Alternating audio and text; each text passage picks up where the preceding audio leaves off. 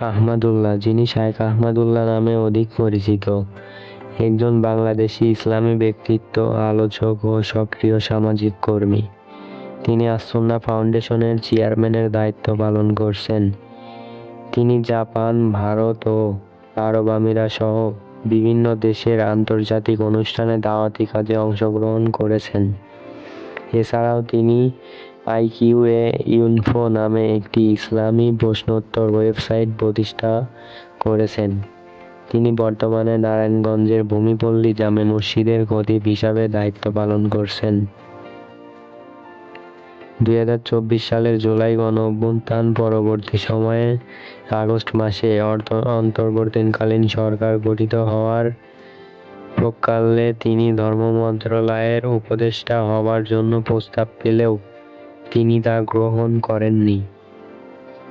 আহমদুল্লাহ 1981 সালের 15 ডিসেম্বর লক্ষ্মীপুর জেলার সদর উপজেলার বাশিকপুর গ্রামে জন্মগ্রহণ করেন। তার পিতার নাম মুহাম্মদ দেলোয়ার হোসেন এবং মাতার নাম মুসাম্মাদ দেলোয়ারা বেগম। আহমদুল্লাহর পিতা ব্যবসায়ী এবং মাতা গৃহিণী ছিলেন।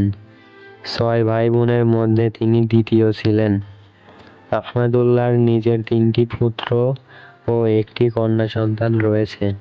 শিশু অবস্থায় তার পিতা, মাতা ও চাচার থেকে বাল্য শিক্ষায় লাভ করেন।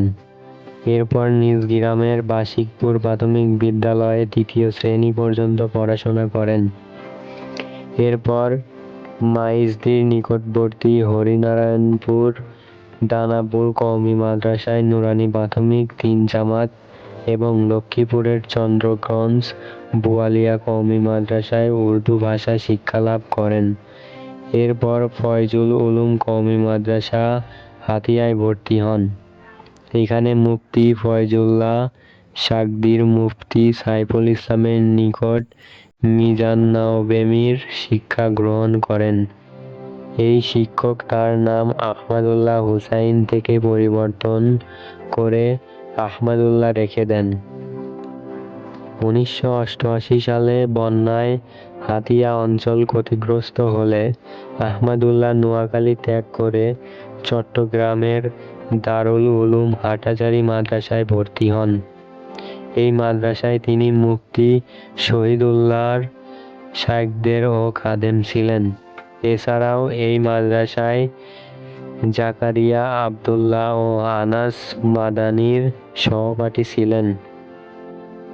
হাটহাজারীর পড়ার পর তিনি যশোর দরটানা কওমি মাদ্রাসায় ভর্তি হন এবং এই মাদ্রাসার অধীনে বেফাক বোর্ডের সানবিয়ায় পরীক্ষায় HSC সমতুল্য পরীক্ষায় 10ম স্ট্যান্ড, মিশকাত ক্লাসে 3য় স্ট্যান্ড এবং দাওরাতে মাস্টার্স কোর্সে 2য় স্ট্যান্ড করেন।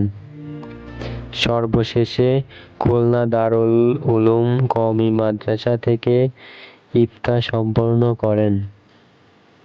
শিক্ষাজীবন শেষ করার পর তিনি 2003 সালে দারুর রাশাদ মিরপুর কওমি মাদ্রাসায় শিক্ষক হিসাবে যোগদান করেন। পাশাপাশি নিকটস্থ মিরপুরের বাইতুল ফালাহ জামে মসজিদের ইমামতি ও খতিবের দায়িত্ব পালন করেন। 2009 সালে ঢাকা ত্যাগ করে সৌদি আরবে গমন করেন এবং ধর্ম মন্ত্রণালয়ের আওতায় পশ্চিম দাম্মাম ইসলামী দাওয়াহ কেন্দ্রে অনুবাদক ও ধর্ম প্রচারক হিসাবে যোগদান করেন। তবে সেখানে 10 বছর কাজ করার পরে খন্দকার আবদুল্লাহ জাহাঙ্গীরের পরামর্শে বাংলাদেশে ফিরে আসেন। দেশে এসে তিনি আস-সুন্নাহ ফাউন্ডেশন নামক সমাজসেবী সংস্থা প্রতিষ্ঠা করেন। তিনি আস-সুন্নাহ ফাউন্ডেশনের চেয়ারম্যানের দায়িত্বর পাশাপাশি নারায়ণগঞ্জের ভূমিপল্লী জামে মসজিদের খতিবের দায়িত্ব পালন করছেন। ইউটিউবে ইসলাম নিয়ে আলোচনার পাশাপাশি তিনি পত্র-পত্রিকায় প্রবন্ধ ও বই লিখছেন। তার লিখিত রাসূল সাল্লাল্লাহু আলাইহি ওয়াসাল্লাম এর সকাল সন্ধ্যায় দোয়া ও জিকির বইটি 3 লক্ষাধিক কপি বই বিনামূল্যে বিতরণ করা হয়েছে। এছাড়াও তিনি বাংলা ও আরবি ভাষায় দাওরা ও গবেষণামূলক শতাধিক প্রবন্ধ লিখেছেন। দেশের গণমাধ্যমে তার লেখা প্রায়ই প্রকাশিত হয়। তার লিখিত বইগুলো রাসূল সাল্লাল্লাহু আলাইহি ওয়াসাল্লামের সকাল সন্ধ্যা দোয়া ও জিকির, উমরা কিভাবে করবেন, রিক্লেইম ইউর হার্ট, রাহাদান প্ল্যানার, সিরাত স্মারক 2021, তারাবির সালাতে কোরআনের বার্তা। তিনি বহুমাত্রিক সামাজিক উন্নয়ন, ইসলামী শিক্ষা উন্নয়ন, দুস্থ ও দুর্দশাগ্রস্ত মানুষের সহযোগিতার কার্যক্রম পরিচালনা করেছেন। 2017 সালে শায়েখ আহমদুল্লাহ প্রতিষ্ঠা করেন আস-সুন্নাহ ফাউন্ডেশন, যা বাংলাদেশ ভিত্তিক একটি অরাজনৈতিক, অলাভজনক ধর্মীয় ও সামাজিক সংস্থা। এটি শিক্ষা, দাওরা, প্রশিক্ষণ ও মানব কল্যাণ সমূহমূলক কাজ করে থাকে এবং এর অধীনে মাদ্রাসা ও স্কিল ডেভেলপমেন্ট ইনস্টিটিউট পরিচালিত হয়। সংস্থাটি ত্রাণ, বস্ত্র ও খাদ্য বিতরণ সহ বৃক্ষরোপণ কর্মসূচিও চালায়। করোনা মহামারী 2020 সালে, সিলেটে সুনামগঞ্জের বন্যায় 2022 সাল ও তুরস্ক সিরিয়ায় ভূমিকম্প 2023 সাল সহ নানা দুর্যোগে আস-সুন্নাহ ফাউন্ডেশনের প্রশংসনীয় ত্রাণ ও পুনর্বাসন কার্যক্রম পরিচালনা রয়েছে। এটি দেশ জুড়ে শীতবস্ত্র ও কুরবানির মাংস বিতরণ, বৃক্ষরোপণ, কর্মসংস্থান সহায়তা সহ বিভিন্ন সেবামূলক কাজ করে থাকে।